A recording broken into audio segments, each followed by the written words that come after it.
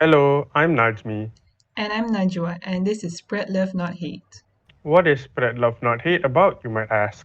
Spread Love Not Hate, also known as SLNH, is a group formed with the idea of spreading positivity and awareness, and is for people to get a better and deeper understanding of mental health disorder and those who experience them. We want to help the public realize that mental health disorders exist on spectrums that cannot be neatly packed into specific boxes or categories. In addition to helping those experiencing mental health disorders to better understand themselves, we also try to provide sources from which they can seek assistance. Each week, we will discuss about a topic regarding mental health and invite a special guest to join in the conversation and provide their insight. Without further ado, enjoy the podcast. So tonight, we're just going to mainly discuss about like the stigmas around mental health, especially about viewing it as a spectrum. You know, you have many experiences with that, I believe, with your All right, all right. what was it? One of your lecturers who didn't believe you actually had you were part of the spectrum and wanted all your credentials and whatnot. So we Yeah. wanted to to try to expose that more. So I guess we could start off by asking like some personal questions. Like you can introduce yourself, your name and whatnot. Okay. Hi, everyone. I'm Jeremy. I am 28 years old this year. And I spent 3 years studying in FCA. And just graduated like a month or two ago. Yeah, 2 months ago. That was my last semester. And I am not your typical, college student because I have gone through working life before I went into studying. And in MMU, I studied under FCA, which is the Faculty of Cinematic Arts. So you could sort of tell that that was where my trajectory was headed. I worked with Netflix, Marco Polo, and a few other productions. And that was when I decided, you know what, entertainment could be a nice field to go into. This would be quite important later when I tell you about the autism thing. But for the time being, yeah, that was kind of how I got into FCA. And I've been fortunate enough because during FCA, I was introduced by Miss Arena, one of the counselors, about this peer counselor program.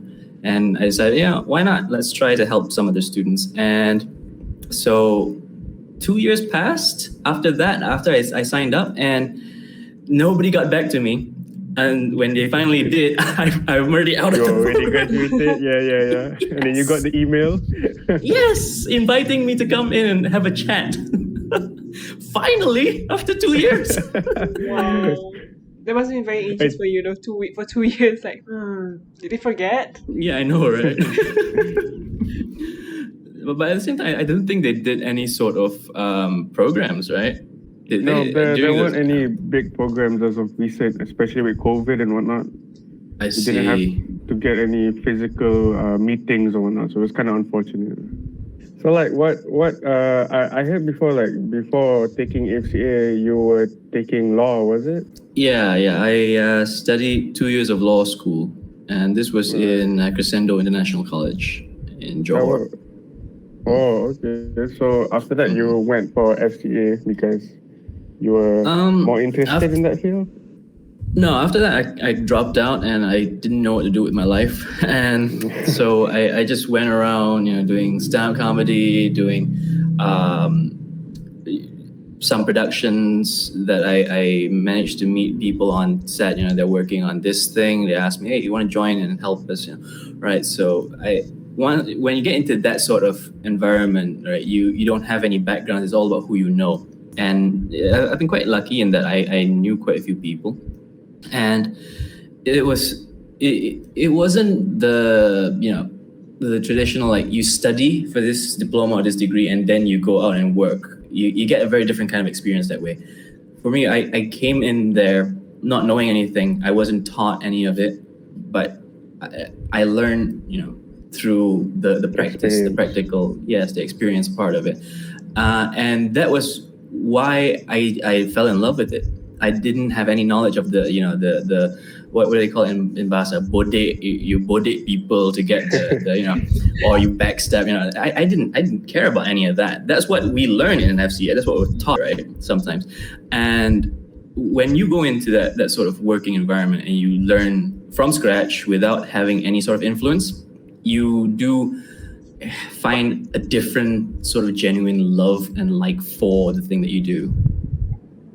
And that's kind of how I got into this entertainment line. Oh, so it was like a sort of pure interest, lah. Yes, really it was. nice. Yeah. So it's like, when did the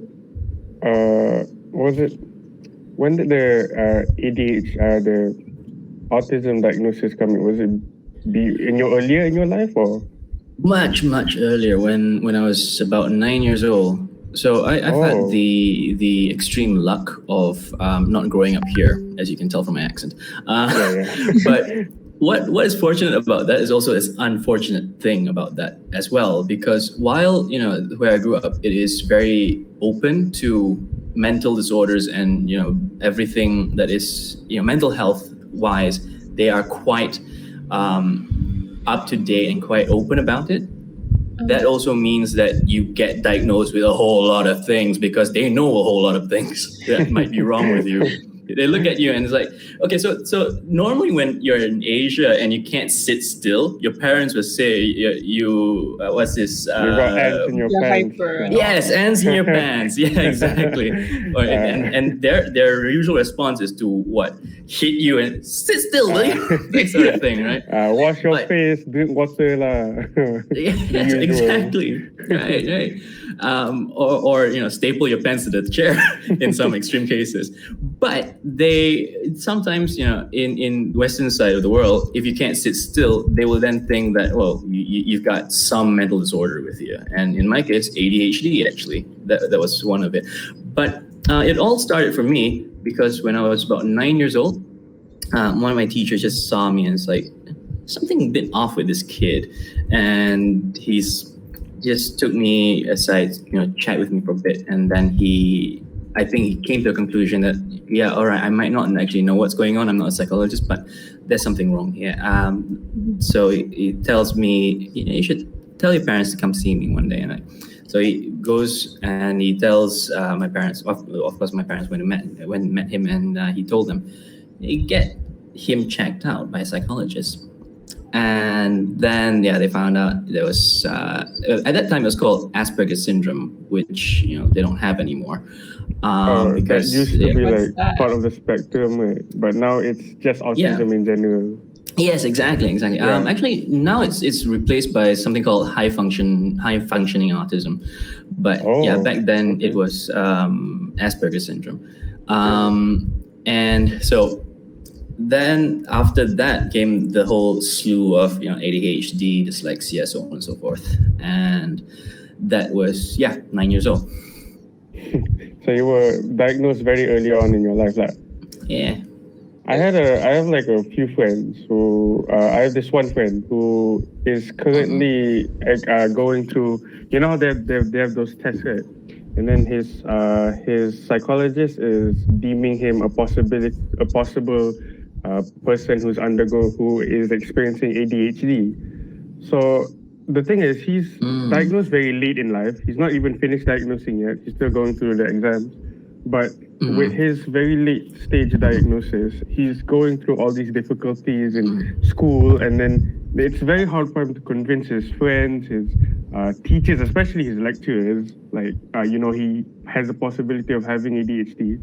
So I was kind of interested, like, do you having an early stage diagnosis help in some way, or has that been a sort of challenge? Maybe your peers bullied you? Was that a thing that happened? Let's just give you a different analogy here, right? If I tell you, so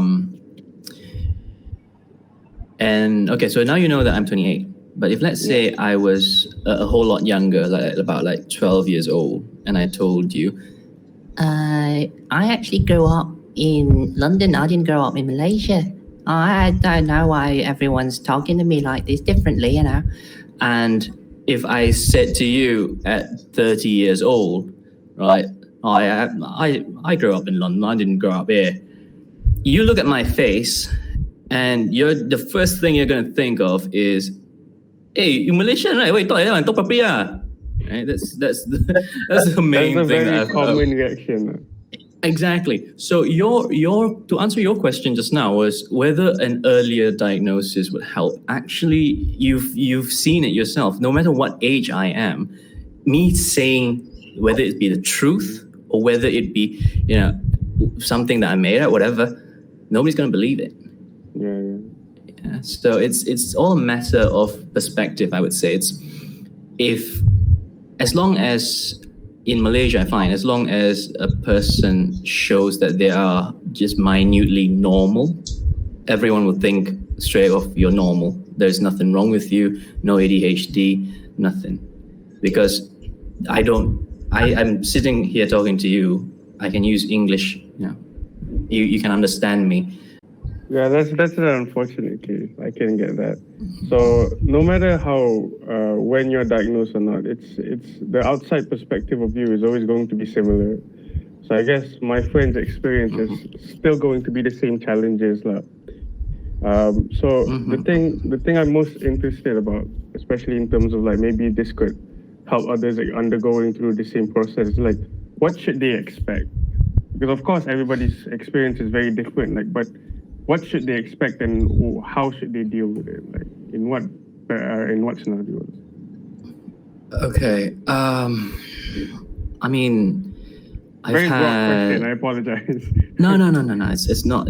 It's actually a very good question. It's actually a very, very good question. And I have been trying to tell people, to the best of my ability, whatever you've asked me for the past 10 years or so now. I'm 28. I got diagnosed at 9. So 20 years, almost 20 years, I've been telling people this. So it doesn't get any easier. And you nowadays you have more awareness. Yes, people know more about depression. People know more about, or at least they've heard of autism. But when you think of, let's say, if you tell somebody autistic, what do they automatically think of? The first thing they think of, Rain Man, right? The classic film show. And they always think of somebody who goes around looking at the clouds and is always mimicking things that he sees around him, and he's reciting lines like he's some master actor, rote learning, every sort of thing. And that sort of assumption will always follow you through your life. You are branded from the moment you get that mark. I mean, if you have a diagnosis, people are going to look at you differently.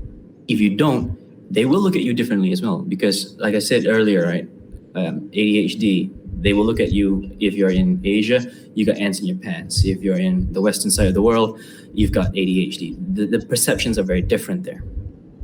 And if you don't have a diagnosis, people are going to look at you funny and they'll ask, why are you like that one?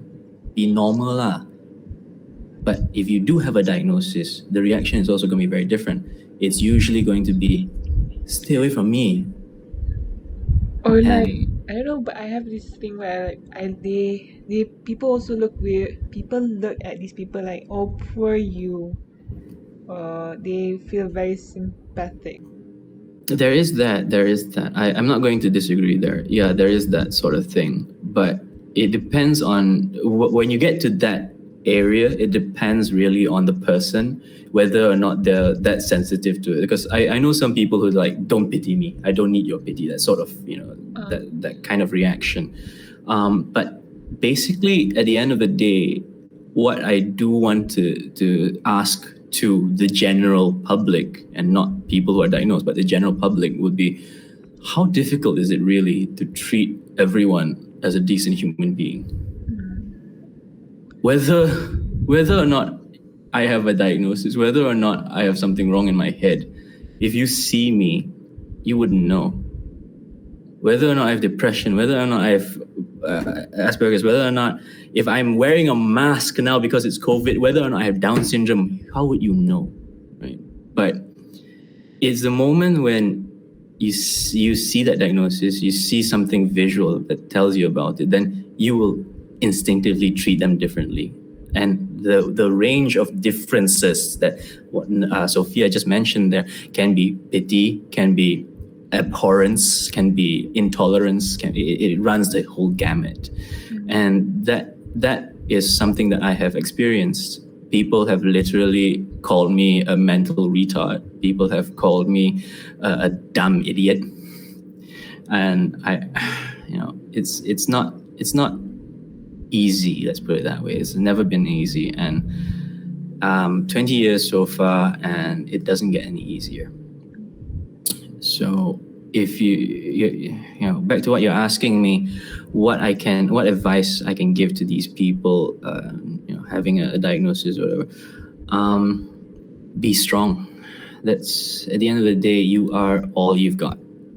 Okay, I think that's very good advice, because even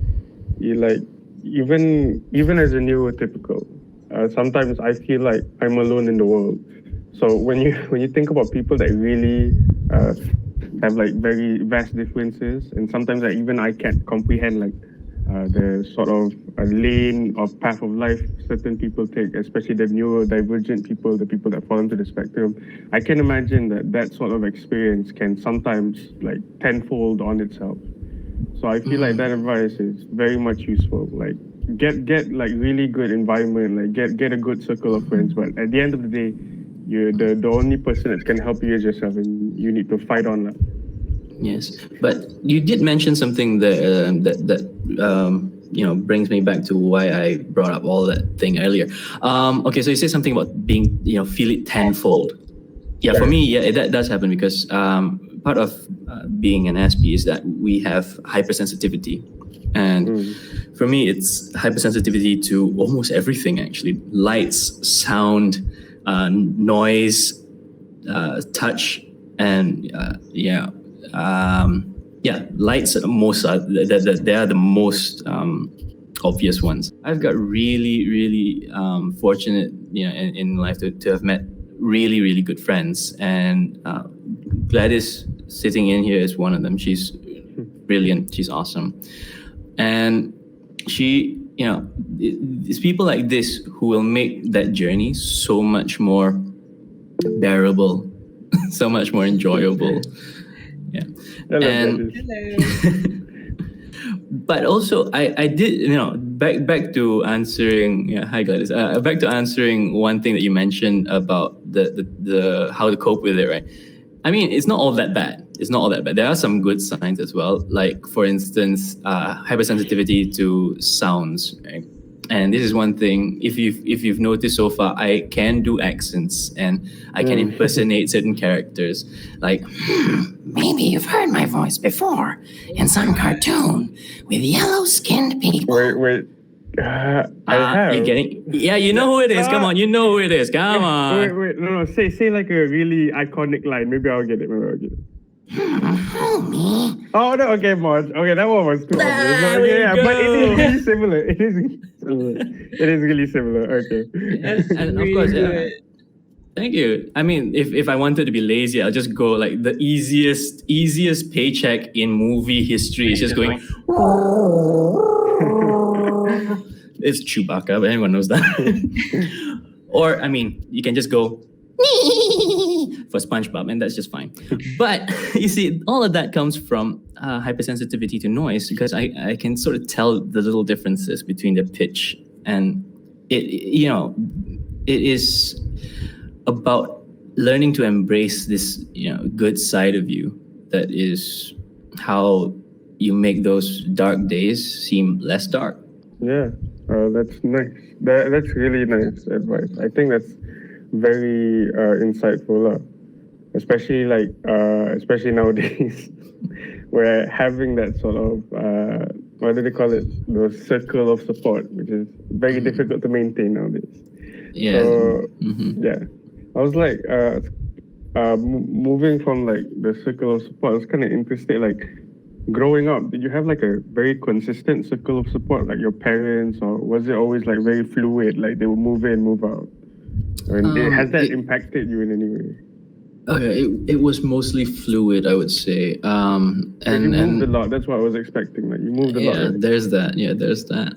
But also, it's more towards people getting fed up of you at the end of the day. I mean, yeah, maybe not for neurotypical. I don't really know how you guys are in your social life, but people tend to get pissed off at me a whole lot, and it's quite fluid. And I would I'd be lying if I said that it didn't affect my outlook on life. But when you think about it right now, my most iconic catchphrase, my philosophy is always going to be, I would rather be a cynic and watch all of my predictions come true than to be an optimist and be eternally disappointed. So yeah, that's really fair. Yeah. Yeah. So I mean, you kind of see how it affects you growing up in that sort of situation where you constantly expect the worst of everyone. It's one of those like unfortunate things because it's like you asked, like you don't know how like neurotypicals have their social circles, and like the thing is, yes, we do get annoyed because of course humans, we all get annoyed, and I think like the experience you're experiencing, I can like sort of give a reasoning to that. It's sort of this unfortunate thing where it's like because we don't understand like your experiences. And especially with the education, like growing up, you don't really get taught about mental illnesses in Malaysia. So a lot of people are more ignorant towards that. So like when they interact with you, there's this possibility that you could do things that for you think it's totally nice, but they misunderstand that. And they don't put any effort to understand you. Yeah. And like, it's not 100% their fault. And I can't 100% defend other neurotypicals because some people are just jerks.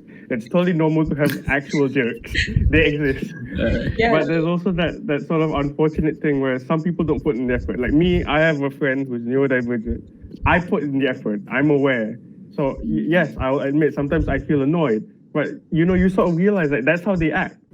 To them, they're just being friends. I would be the jerk if I would. Sometimes I tell them something that I think is nice and they get offended. So we need to have that constant communication, especially between people that don't know the experiences of neurodivergence. One, the education system, but second, like when you're growing up, I think it comes to experience where it's this unfortunate thing that a lot of people that don't have experiences with a lot of friends that are not neurotypical, they'll come to assume everybody's the same. Everybody's like cookie cutter. So if you have that one person who's a bit off, they'll immediately brush him off as like annoying, lazy, mean. But on the other side, to them that they've labeled as annoying, they look at them and they're like, oh, but why are you being mean to me? Why are you saying I'm mean? You're the one being mean, Because there's no communication, there's no effort to understand other people. Like the simple answer would be to improve the educational system, but that's a whole ways off. But I think that's like, to answer that, that's the unfortunate thing. I think the friends that do end up getting annoyed by you are just people that either are plain jerks or just unfortunate people that didn't grow up to, understand that they should put the effort to understand you. And that's just like the unfortunate way of life. It can change, but I do agree with it. And I can give you a few examples. Like, I mean, throughout the course, right? Like, I've had people tell me like they're pissed off with me, but at the same time, like when I ask them like what exactly are you not happy with? Right? Their first response is to you go do self-reflection now. Kau tengok sendiri. Yeah, they don't communicate, right? They think you know what you're annoying. You think you know how you're annoying them, but to you, that's just who you are. And then Exactly, yeah. they don't take into account how they're annoying you. Right? It's not Exactly. good. Yeah. There needs to be communication. You can't just say pandang lah, cermin. It's not good. It's not the way to Exactly. go. Yeah, exactly. But to that point, I do want to ask, like, how since we're trying to broaden our reach here, right? How what advice would you guys have, because you guys are neurotypicals, right? What advice would you have for other people, in trying to make that conversation happen? Well, I mean, I yeah, have exactly. a thing where like if I can't stand it or something, I'll just talk to myself like be patient, try to understand them slowly, because I believe that everyone has their own problems, and sometimes their problems they might suddenly like accidentally burst it at you. So I just slowly accept it, and some people might call me as like, oh, you're letting these people push you around, or for my point of view, it's more like I'm accepting it because you don't know what these people are going through. You don't know what happened to them before they came to you. So it's my point of view, it's like be patient, because you don't really know what these people are going through, or like what they're suffering with to their day-to-day life. And I mean, everyone has a problem. It's just that how they handle it for me. Yes, exactly. I agree with that. Like, that you should try to increase your level of patience. Lah. Yeah. Mm. And to that point, because I do have a follow up to that, because then we come back to the whole issue of culture again, because in Asia, you guys don't really, if somebody annoys you, you don't really tell them to their face, right? You tend to just keep it in. It's considered disrespectful, but it has its ramifications. Yeah, exactly. So how you advise people to overcome that barrier and be more open about communication, because that's what you want, right? To communicate at the end of the day. But how are you going to communicate if your own culture tells you sabar je, sabar, kau sabar je kau. So and then like if you reply it back, you're like, what's the word? Like you're being disrespectful if you reply back. Whenever they're saying, and then you talk back, and they're like, oh, now you're being disrespectful. Cakap balik, eh? But my point here is this: trying to make you understand what I'm saying here. They're like, cakap balik, or like, oh, you're being disrespectful, and you're just there like, shut down. Don't continue. Kalau shut down tu okay je. Usually Asian parents, especially Chinese, talk back, they will escalate things. You want me to slap you? How do you talk? How do you talk to that? It's a very difficult thing to break down tradition. It's so ingrained.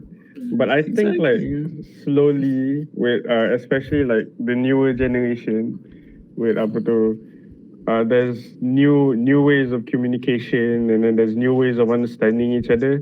I don't have all the answers because I'm still learning in my life. I'm very young compared to a lot of people that are intellectual, official, positions.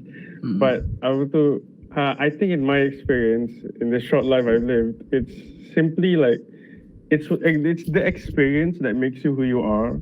So I just advise anybody, no matter how much you think you have so much experience, it's always always like, it sounds cliche, but a lot of people don't understand. They actually don't do this all the time. They think, oh, kalau saya pergi, they go to a lot of different countries on holiday, a lot of different states on holiday. That's enough for like, gaining different experiences and point of views. But it's not that. I mean, even in your own campus, you just talk to people of different races, people you've never talked to, even people that you view as annoying. If you actually get to understand them, that's how you gain experience. So it's like my best advice I could give is to just, be more open-minded. Like, no matter how open-minded you think you are, whenever you see someone you might hate or you might dislike, you might disagree with, just sit down and talk to them, and maybe you'll get some sort of like revelation, like, oh, okay, now I get it. You don't have to travel the world. It's literally your next door neighbor. Like, actually, a funny thing that you mentioned, traveling. I worked with a German director once, and a German director. It was an American production, but it's a German director, And he said to me, I do not understand these people and their love for traveling. It is very insignificant and very fake. Because if you go to a different country, you will see the people there who are very kind to you, and you think that they're very happy, very generous.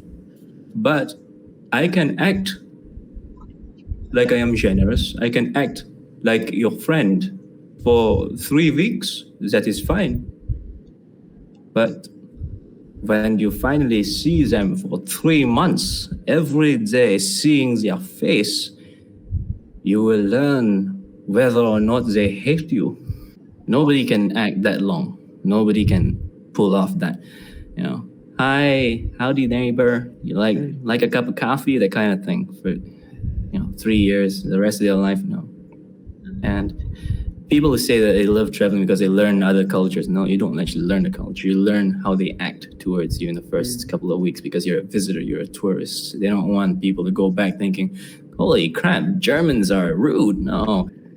Nobody cares after like a couple of months that you've been there. Nobody cares about you anymore. You're not new blood. You're not a tourist, nothing exciting. You're now one of them, in fact. And that's when you start seeing the cracks. You start seeing how they truly are. And I mean, yeah, to your point, be more open-minded, yes. But at the same time, just be with them. Learn them. Take the time to know who they are inside and out. Yeah. Okay, that's something I agree with. It's the idea that people. I think there was a Japanese saying for it, right? Like I think, might be wrong, where like you everybody has like 2 or 3 masks, and each mask is presented to like different groups of people. Yes. Yeah. Yeah, I know a few people who has masks. Like, all right. Well, I mean, now it's MCO. All of us have masks. Everyone has masks now. No, that's 4 masks. Everyone's Okay, wearing masks so- everywhere you look. So, But at the same time, that but at the same time, that does bring up an important, rather interesting point, because there is also an old saying: if you want to see a person's true character, give them a mask. oh, it's the idea that if they don't know you, they'll act any way they want. Is it? No, it's the idea of they don't. Rather, you don't know who they Oh, are. you don't know them. They can conceal. They're anonymous, so they'll act any way they want. I think that can apply a lot to like how this might jump away from a topic, but I think it applies to the idea of why the internet is such a generally toxic place. Yeah, Yeah. exactly. So everybody's Keyboard warriors and anonymous. all that. Yeah. Yeah, but in real life, if you're with someone for a short amount of time and they know you, they'll act nice. If they can remember your face, they'll act nice. So that's why like you go to another country as a tourist, they'll act nice to you. But if any chance, especially like I think we've all heard from other people, or like the especially the popular idea that people usually talk around, and they'll say like tourists are really annoying. They'll say stuff like that. Yeah, but like when they talk to a tourist, they're like, oh wow, oh you're visiting our country, oh it's very nice, thank you. So like if the tourist does not see their face, like they'll talk to their friends like, oh that tourist was a really annoying person. Well, that happens in general, not just tourists. I mean, even to your own friend, you do say even that. to your own friends. It's a general thing, yeah. So like moving on from that, I was kind of like interested back to the your own personal experiences.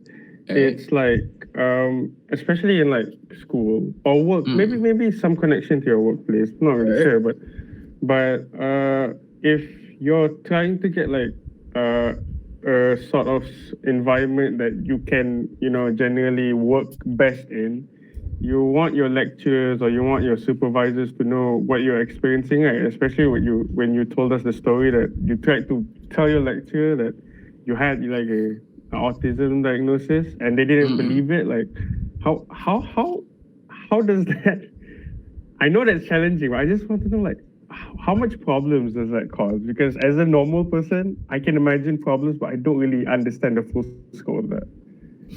Okay, so if let's say, okay, so this is my friend in Singapore, and she has dyslexia, and really high functioning ADHD, not high functioning, but really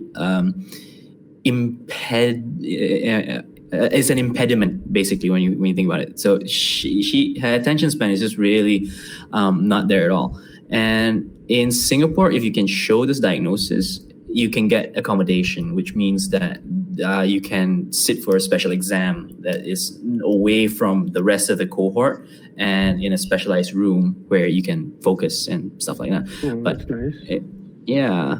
But since my main diagnosis is, not ADHD, it's just one of the other subsymptoms. So I have never wanted accommodation. I've never, let it define me. I've never wanted things to be like, oh, pity me, please, give me special treatment. No. I try as far as I can to learn to be normal.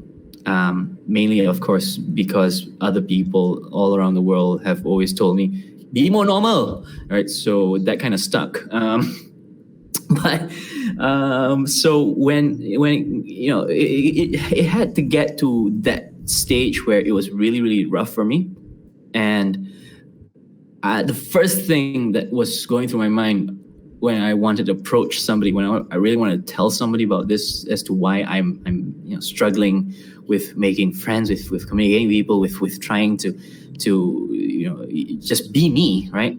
The first thing that really went through my mind was, if I told them this, and this was just the first year, like, how would the rest of my life be like?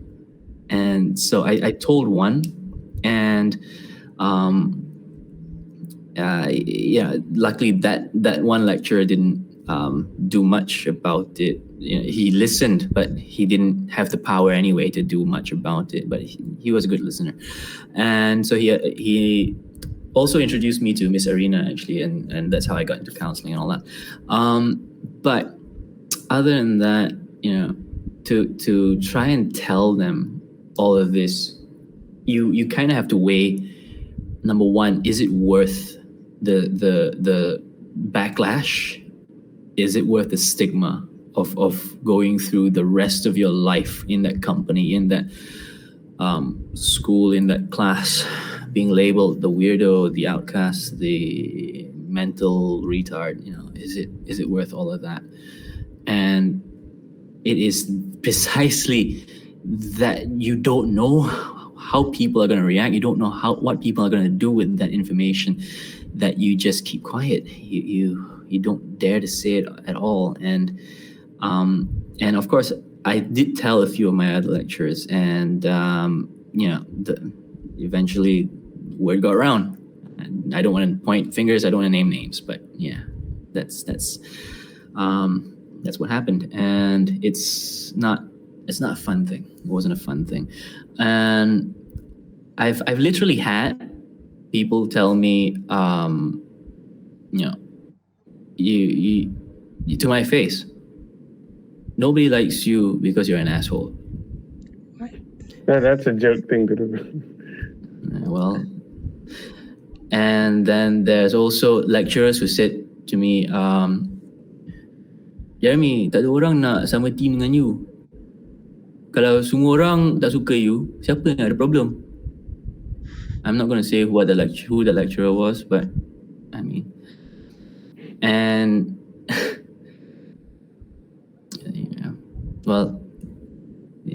I know that it's depressing. It's but anyway, okay, so let's stop being depressing. No, it's fun. I mean, you can sort of tell my characters. I use comedy. I use humor as like a defense mechanism. Sort of defense mechanism. Yeah. I've seen that a lot, especially in my more my friends that are more different, because it's a way to like distract other people from seeing like your own vulnerabilities. Even as a normal person, sometimes in like specific vulnerable situations, you distract others. Oh, forget about my weakness for a while until you were insulted. So I'll make a stupid joke and you'll ignore it. So, but I think in this situation, it's fine, Jimmy. You can just go on out. It's fine. Okay. Where was I then? Yeah. So that. Yeah. I told them, and then comes the more depressing problem in that what sort of accommodation can you expect? This isn't London, this isn't America. Like what sort of accommodation? I mean, if I told my London lecturers, I've got autism, they would know, okay, I should not put him in a group because I have anxiety. I meeting even one person is very anxiety inducing for me. But I mean that is how they would react in the West and in more advanced countries, because they have this thing of we understand it, we understand what we should do. In Malaysia, on the other hand, you tell them that, and to them it's just, oh, you got this, you show me documentation. Okay, so I showed them the documentation that says I have this diagnosis, and then what? My life didn't get any easier now. In fact, I went through. It was already quite bad to begin with, people calling me assholes and all that. But I think in the second year, I literally had one of my group mates, because I was we all had a project, right? We have a group, and they just said to me, Jeremy, semua orang tak suka you. I think for screening nanti you lebih baik you tak join us lah. So that should tell you, I mean, that was how life was. So whether or not I would advise people to come out and say to their lecturers, I mean, if you're in good company, sure. If you're with lecturers who know how to do their jobs, go ahead. If people were more accepting, people were more kind, tell them. I think it really does all simply boil down to the idea that many people just aren't aware of stuff. Like when they get to know about your problems, like you said, like in the West, they generally have much more knowledge of this. So like when you ask your London lecturers, they'll be more accommodating. But in Malaysia, it really does all, like it's a big simplification, but sometimes simplifying stuff helps, and it's the right way to go. And it all just simplifies to the idea that people just need to overcome the stigma. And there really needs to be like an actual, an education towards these things. Because like, in my experience in elementary and secondary school, you don't get taught these things, like mental illnesses. So people that do have them live their whole lives, in difficulty, like you, especially with your lecturers and then your friends mistreating you, thinking that they understand you, thinking that you're just simply a jerk. And then for people that don't have mental illnesses, it'll be like they'll always think like, everybody's the same as me. Maybe a bit different, but generally speaking, if someone acts way off, then, they're probably just being me. I'm in the right, or me and my friends are in the right. They're the exclusion. They're the exclusion. They're not the norm. They're the acceptance. So it really does boil down to education or to awareness.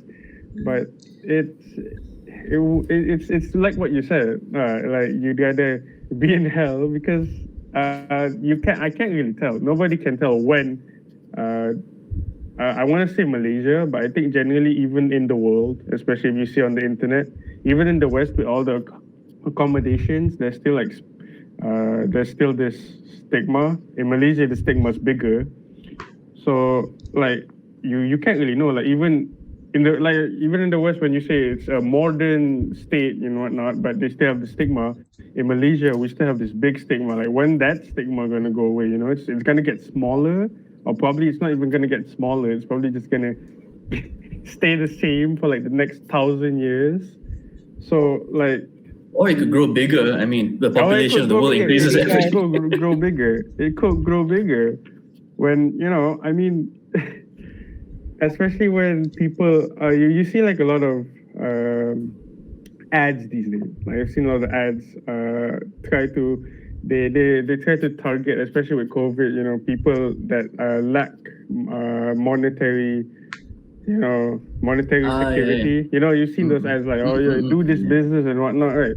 But a lot of these ads, other than being very predatory towards monetarily insecure people, they're very, pinpointing like if you're lazy or you're poor because you're lazy. On the bigger picture, they're literally just really stomping on people with mental health problems. So like when you say it could get bigger, yeah, that's when the idea popped in my head. Like with these ads becoming normalized, maybe that could actually get bigger because people are thinking, maybe you're not making $1 million because you're lazy. Yeah, that's right. Exactly. Yeah. So that's a very big possibility. Like, Yeah. So I could say the answer is education, but then when will that happen? And if it ever happens, maybe it'll just get bigger. It's really hard.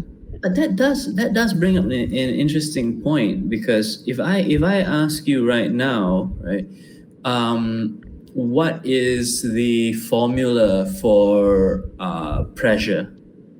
We've all studied physics, right? What is the formula for pressure?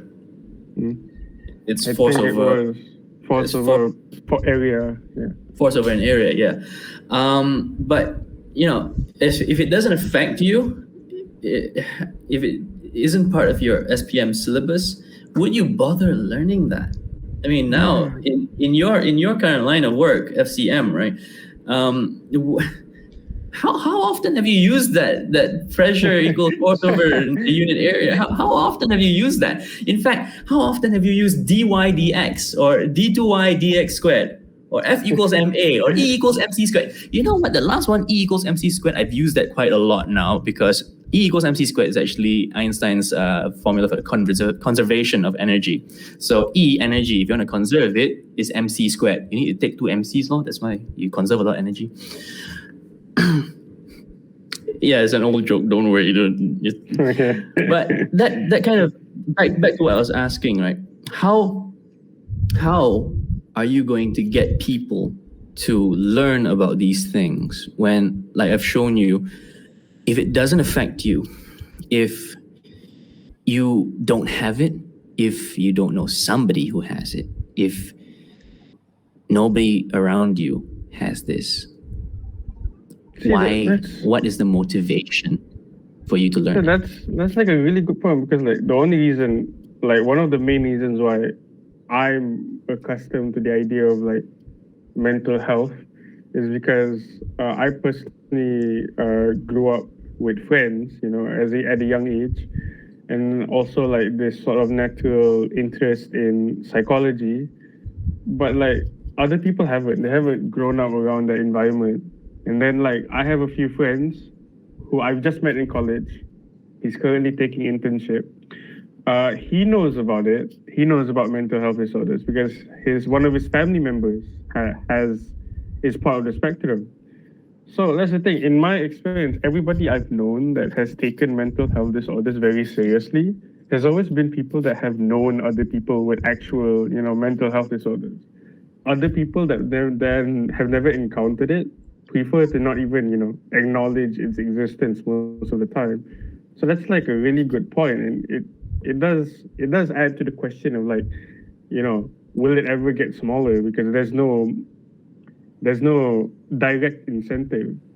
But I would wager if we live in a perfect world, the incentive would simply be to just try to understand other people. But we don't live in a perfect world.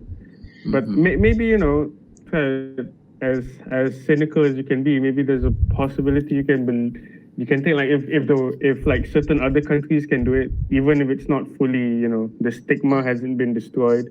Maybe even if it takes 1,000 years, it's still a possibility. Maybe we need to be a part of that movement.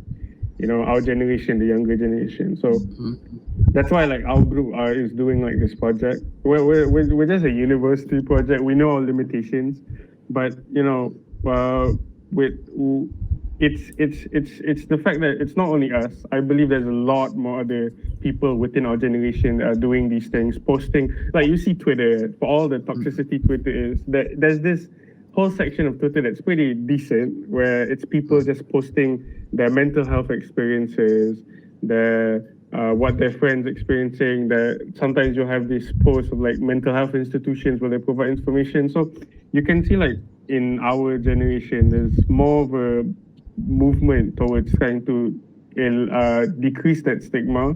So I personally have like maybe I have hope like with us doing this, it feels like a small speck. What our group is doing is just a small speck, but banyak-banyak abuk dalam bilik pun nanti kumpul gak kan.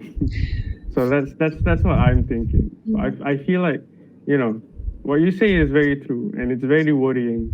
But as long as we put in the effort, even if we die without seeing our results, our effort will go a long way. So there's that. It's always that just do whatever effort you can do, even if you die not seeing the product.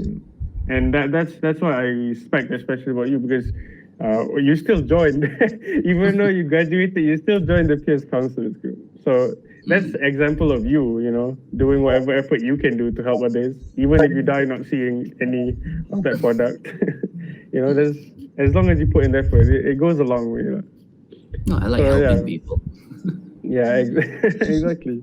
Not right. Do you have any questions right now? But I do need like one advice, because since you're autistic and you have ADHD, how did your parents or like any of your family members reacted when you were confirmed diagnosed too? Because Well, I recently learned or knew that I have a family member that's just got diagnosed. That child can do anything, basically. I just want, like, what advice do you have for a family member? oh god, this is you don't ask many questions, but when you do, wow. those power punches right in your face. Yeah. I'm not like nudging you though, because I didn't really I've learned some of those, but I not really focused on it until like recently, that I was more exposed to these things, and then I try to understand more instead of like tabooing with like others at some other people, like, oh nah, you're not supposed to learn those things, or like, nah, it's not really important. Just want to Okay. understand more. Yeah. I mean, your question is how should they react, right, to a diagnosis? There is no right or wrong answer to this. I will tell you that right now, there is no right or wrong answer. Every reaction is a valid reaction, from condemnation to admiration to tolerance and acceptance. They're all perfectly valid and acceptable. But one thing that I do feel that is very good or a positive thing is how you mentioned that this kid can do anything. That is how I would have wanted people to have looked at me, instead of saying, oh, he's got this, then maybe he cannot do that, or maybe we should not enroll him in this. Or those were things that I heard growing up, and they were things that if I had tried, maybe I would have succeeded. I don't know. I did not try them. But what I do want to applaud is Sophia's reaction to it is a commendable step in the right direction. I want to ask, because like going back to like the bigger picture of like this whole podcast, and also the my group itself is this idea that like mental health is a spectrum. Right? So it's like everything you've said here is very helpful on this idea that people should be more open-minded and accepting that like not everyone looks at the sky when they have autism, you know. But I just want to know, have you had any experience where somebody literally just confronts you with the idea that like they don't believe you have autism because you're not doing certain things that they believe autistic people should do? Yeah, I can expect a yes, but you know, elaborate on like the challenges that comes. Like, what's the ramifications of those things? You know. The you know, it is everywhere. Where when you ask about depression, that it's just not just for autism. It's depression. It's everything. People will say, people will just say, hey, don't look whatever, insert mental health thing there, as if there is a look to it. I don't know. I don't understand how are you supposed to look like? How are you... Exactly. How are you supposed to look autistic? That again, Sophia, that is true. How are we supposed to look depressed? How are we supposed to look autistic? How are we supposed to look any sort of way? And to answer your question, elaboration would be, it's very, very interesting how far people go out of their way to deny you that truth that you have, you know. And there was this one time when I was talking to a Chinese guy. I'm not going to say if it's family or friend or teacher or whatever, but it's Chinese, okay? And this would show you the mentality of the people. I said that I have autism, and he just looked at me like, what is that autism? Never heard before, leh. And I said, well, I'm wired differently in the head. And he's like, how you know? Maybe your parents didn't teach properly, that's all. God. Oh my God. So that should give you an idea. No, I've heard a lot of bad things, but then that's a top 10, you know.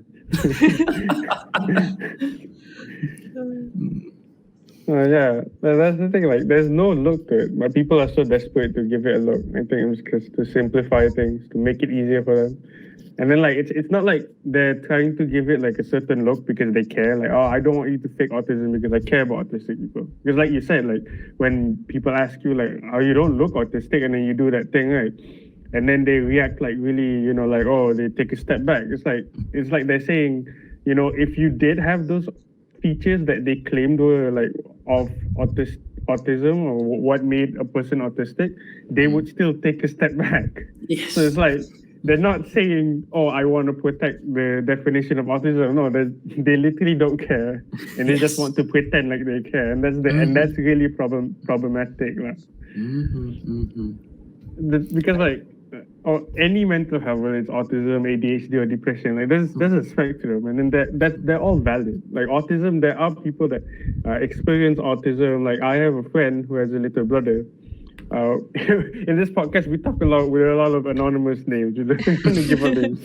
So I have a friend because it's very dangerous. So I have a friend in secondary school, and then she has a little brother, and then her little brother is autistic. He's on the spectrum, and he's very capable. He's very creative. He's very he's like the creative type, like the ones you see in movies. He is what the average Malaysian would think of a person who has autism. Very quiet, not very active, but very creative, you know, and whatnot. Right? And that's very valid. They exist. But when you sort of use that as your example of what an autistic person should look like, you devalue every other person, including yourself, Jeremy, a very talkative person who also has autism, and it makes it very difficult. And then it's also like implying that when you look at that person that is literally cookie cutter of what you expect to be autism, you're trying to say, oh yeah, I'm, you know, he has problems, because mental health is not a spectrum, it's a little box. He fits that box perfectly. He's very problematic in that sense. And that in itself is really a bad way to look at things. Because even then, even if you think he fits the cookie cutter box of what an autistic person is, he might have different capabilities that you are not even aware of, that you block from him experiencing because you think, oh yeah, he fits this sort of notion of like that I know what he should do because I've seen movies like that's how they treat that guy. I'm going to treat this guy like how they treat in the movies, right? So yeah, other than autism, there's also depression. Depression is the most popular thing when people, sort of, tell you like tell certain people, oh, you can't have depression. You're not jumping off a building. Yeah, that. Yeah, exactly. Like not suicidal. I want to throw those people off a building myself. Suicidal tendencies is like a different category of mental health disorder. Being depression doesn't necessarily mean you're suicidal. That's definitely valid. But you shouldn't look at all depressed people and be like, they all want to end it. Some of them just really have a difficult time, looking at the bright side of things. And it's all like it's a complicated thing that happens in the brain. You can't just say, oh, that doesn't exist. You don't have depression because I say so. It's fine. You can't just do that. But people do that. People don't realize everything is like, it's not cookie cutter. Long story short, it's not cookie cutter. Humans are like mental health disorders. Humans in general, but like we want to specify mental health disorders like a trait of cookies. You use the same cookie cutter, right? You have the same symptoms to determine what diagnosis to give them. So all depressed people have the same cookie cutter.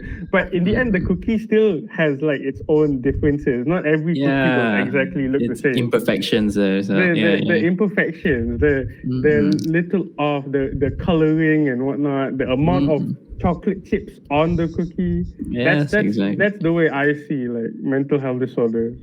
You can't just say everyone, has to fit this definition. Very good. Yeah, well said. Yes. And that sort of brings me to this, because I think a couple of weeks ago there was a seminar about depression, right? Were you guys in it? I don't think so. I wasn't aware of it. Oh, because was it like a national thing, or was it an MND no, thing? it was it was sent in the peer counselors group, and I think Miss Ayu, she sent the link and said there's a seminar about depression, and whoever wants to join. I think I do remember she was sending the link. I didn't get to join because it was near Raya, right? I think so. I think it was a week or two before Raya. Okay. A week or two before Raya. Okay, in that case, I might have not been aware of that. I see. But yeah, you did see the link, right? Yeah, I see that. Okay, so I was part of that seminar, and I was just sitting in the background. I didn't want to draw attention to myself. And one of the students asked like, how can we help them?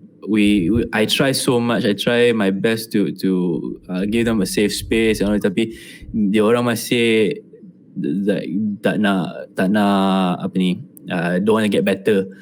Like, okay. That I mean, I've had depression before, and it's like there's no amount of help. Yeah, if let's say a person doesn't want help, there's no amount of help that you can give that will make them feel anything at all. Because some days even I didn't even want to wake up sometimes, and I just wanted I wanted it all to end, but it's not end my life. It's just I wanted it to end. You wanted everything to just black out, like people, you're in a black space or nothing. Yes, something like that. Yeah, and it was just so you cannot trust anyone at that point in time. You just cannot trust anyone, and even if they try their best, no matter how hard they try to give you a safe space, you won't feel safe at all. And what you were talking about just now, wanting to throw himself off a roof and all that. It's that sort of thing where depression, just like autism and everything else, has degrees to it. How badly it affects you. And the worst one that I've ever had was I just didn't want to do anything. I couldn't do anything at all. And it's hard even to want to throw myself off a building at a point. But when you mention all of this, it sort of brings up the idea, the mentality of how are you going to tell people that these different degrees do actually exist? And yeah, there's the cookie cutter and everything else, but how are you going to let people know that look, this sort of autism exists, but so do these other forms, so do these other depressions, so do these other things? How are you going to bring it to their attention? See, that's a very difficult thing to do in general, I guess, because like even like without the idea of a spectrum in Malaysia, the stigma still exists on like not acknowledging the existence of like depression itself anyway. So now we have to deal with acknowledging depression as a spectrum, which when we tap into the mindset of people that like to ignore mental health disorders, they like to believe that every human is the same, or like not the same, but like every human can do all the things similarly. So if you can't do something, you're simply lazy, or if you can't answer a question, you're just dumb. So there's no like you don't have mental health disorders, because when you acknowledge mental health disorders, you're like acknowledging humans sometimes, they're not stupid, but they're just better at something else. It makes people that not acknowledge them feel less of themselves. They feel like, oh, what? I'm not better than him. He just has autism. And like a lot of people hold that belief. And I think that's the thing. Like one, it's bad to always believe that you can be better than other people. And second, just because like another person is bad at something because of a mental health disorder, doesn't mean it's on you. Because some people, they experience bad days, they're sad, and then they have a friend who has depression.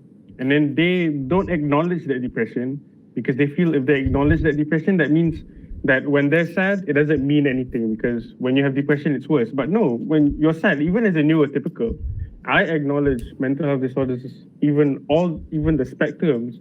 It doesn't mean that I lessen myself. When I'm sad, I am sad. I am legitimately sad. I'm not going to deny that. When I'm having bad days, I'm having bad days.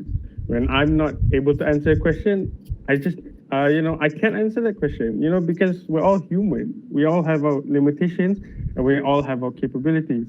So, like, my thing to people that, try to deny mental health disorder, the existence, is because they want to think everybody is the same. And they want to think like, oh, if I acknowledge Nati, maybe I'm not valid. You're still valid. Like, you don't have to invalidate yourself to validify others.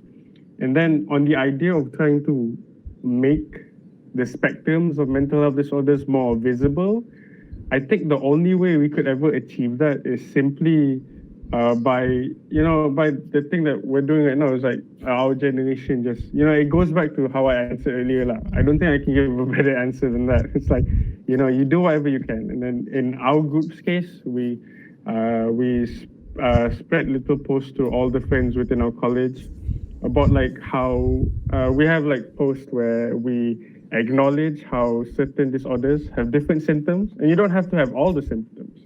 And then sometimes certain disorders overlap, like how PTSD and ADHD overlap a lot, or ADHD and autism most commonly misdiagnosed between each other. Right? So by the little things we do, we hopefully because back in the days it was way worse, right? Like people didn't even acknowledge. Like I remember how there's this postnatal depression, right? After a mother gives birth, they may undergo severe depression. Yep. Back in the old days, in Malay culture, we didn't believe in postnatal depression. We believed in kena rasuk. So it was the idea that if a mother gives birth and goes crazy, it's simply because she's being, there's like a spirit inside her body. But now, because we know of postnatal depression, instead of keeping the mother who just gave birth locked in a room, sometimes making the case worse, or sometimes putting her on drugs to make her sleep. Now we know how to handle the situation, and then there's hospitals that provide specific rooms for these mothers to have counseling.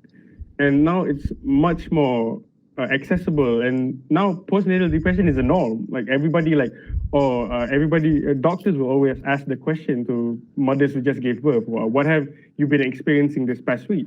So like we use that as an example, well, one day maybe we can, especially nowadays, like, and this is my experience with like my friend group, is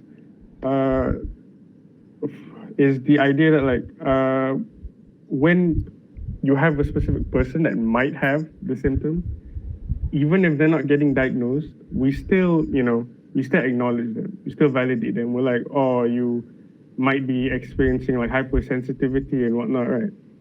Like even if they don't have an official diagnosis, because it's very difficult to get that right now, we'll be more supportive of that. And if my friend group is an indication of my generation as a whole, then there's a little bit of hope in that, I think. So yeah, at the end of the day, it's more of like an exposure, lah. Yeah, it's like when you get exposed to like your friends that have it, when you get exposed to like certain, there's platforms, social like Instagram pages that are about mental health, and with the increasing popularity of those, lots more exposure. And it also goes back to the idea of like, you don't have to go outside of countries to gain experience. So like I think ultimately my answer to that would be like exposure and experience, and like the little things we do that will accumulate one day. Maybe you will break the stigma. Who knows? Well, let's hope so. Yeah. Let's hope so. I want it that way. Yeah. So yeah. Najwa, any questions? I mean, I also want to add one thing though, from Najmi saying like, don't taboo it. If they were to ask questions, expose it more. Answer with more details. So because so we can have better understanding, basically. And like, because like sometimes when people ask questions, we shut them down way too quickly. And I think what Najwa is saying is very correct, and that's what our group is trying to do. Like people who send us questions, we answer in like very elaborative ways. and Even if it's like a stupid question, right? Like, stupid, quote unquote stupid. no, there's also a quote unquote, there is no stupid questions. Yeah, exactly. That's always that's the point. A good It's always question. valid. Yeah, there's never a stupid question. But that also brings up a different point. It's like, yeah, if people want to ask and want to learn more about it, are we capable and equipped enough to answer the questions then? Yeah, and that's a heavy one. Yeah, that's the thing. Like we can't answer everything, but once we can answer something, it's always best to lead them to the specific sources, like the websites and whatnot. And it always helps, like, because a lot of people, like, surprisingly, like after doing this project, like you start to realize a lot of people don't know these websites exist. So us giving them the link is doing a lot more than we expect, actually. I understand. So yeah, I think. Oh shit! Yo. So I think, Najwa, do you have any questions left? Can't think of any right now, but yeah. No, okay. So it's already 10. I think it's been an hour and 30 minutes. It's been a very productive hour and 30 minutes. We'd like, Glad you think so. So I think this has been really great, because I was really excited to invite you on this podcast, because like with your experience and whatnot. I mean, if I can just leave with just one thing, right, to the general populace, would be treat everyone like a decent human being, man. That's it. Yeah, please. It's not that hard. It's not that hard. So at the end of the day, I think we've learned a lot, and we hope this podcast, anybody listening to it, can learn a lot from this too. So at the end of the day, I would like to thank Jeremy and also Gladys for coming here. So thank you, Jeremy, for talking with us on this podcast and everything, providing us with your experiences. And it was a pleasure. It was our pleasure too. So we hope you're the best on your journey, and all the best for everything else in your life. It was fun. It's a fun session. Yeah, both of you as well. All the best. I hope we meet again in the future. Yeah, me too. Yeah, hope you succeed. We're both in FCM, so who knows? Maybe we'll work on the project together. If you need a voice actor, let me know. We'll definitely Hey, follow you I up. got your contact. We'll definitely follow you up for our projects. Okay. Sure. Anytime. I'll be more than happy to help. Okay, Jeremy. Thank you. All right. Thank you for today. Bye-bye. Thank you. Bye. Bye. Cheers, Jeremy. To all our listeners, we hope you enjoyed the podcast and that it has provided you with something to take away with. You can follow us on our social media if you want to learn more about mental health as a spectrum or any mental health related issues. The links will be provided in the description below if you are listening on YouTube. That is all from us in this episode. We hope you have a wonderful day. Thank you. Goodbye.